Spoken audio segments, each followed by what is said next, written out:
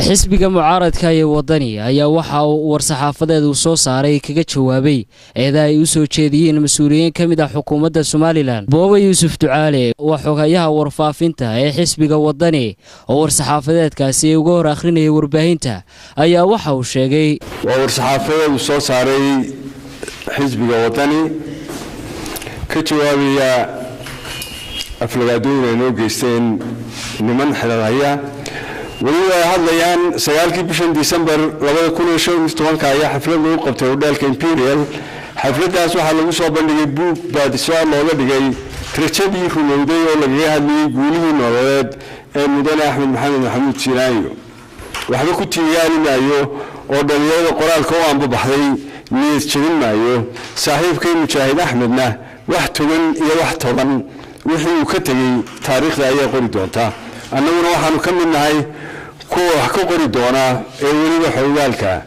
habeenkaas qaar aan halgankii hubaysnaa daba hurin mucaaradnimadii kulmiyana aan meer isu talin oo ay intii timid saacadii reebanaa iyo xilliyadii wax saaraalka ayaa laga fadhiilaa talaxumadooda iyo tamar daraantooda madaarka berbera oo shaqeynaya oo dal iyo dadba la mahadiyay ayay xukuumaddu $5 milyan ayaanu gelinay sidii ayuu ku xidhmay sayradana ku jooga sida halbowlayaal dhaqaale oo kale leeyahay madaarka Hargeysana $10 milyan ayaa galay. hadda madaarka Jigjiga ee Wiilwaal oo lacag ka yari gashay ayaa si walba uga dhig iyo dhaqaalaba roon. haddii aan intaasi jirin cidii dhaqaalahaas maamuleysay ummadda ka qaanbaxdo.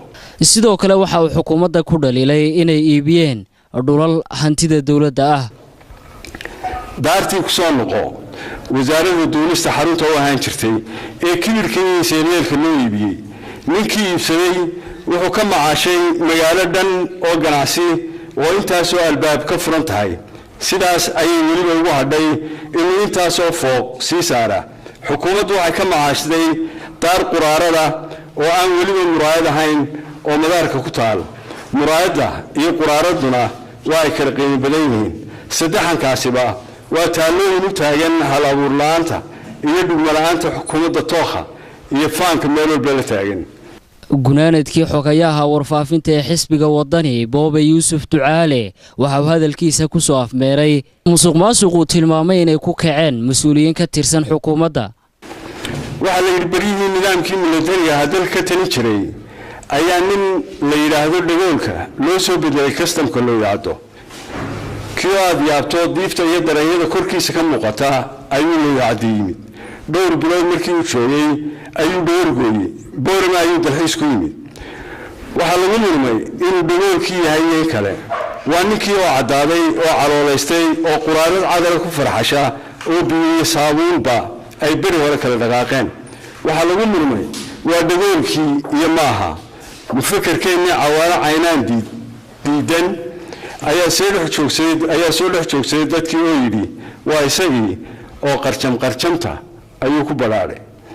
kaadibkii asanan ee soo halgamay kaadibkii kulmiye ee mucaaridka ahaa intuba waa ku teelteel xukuumaddan aan la mahadin. daliilkeedu wuxuu yahay wasaaradda arrimaha gudaha ee udub rasaysan tahay.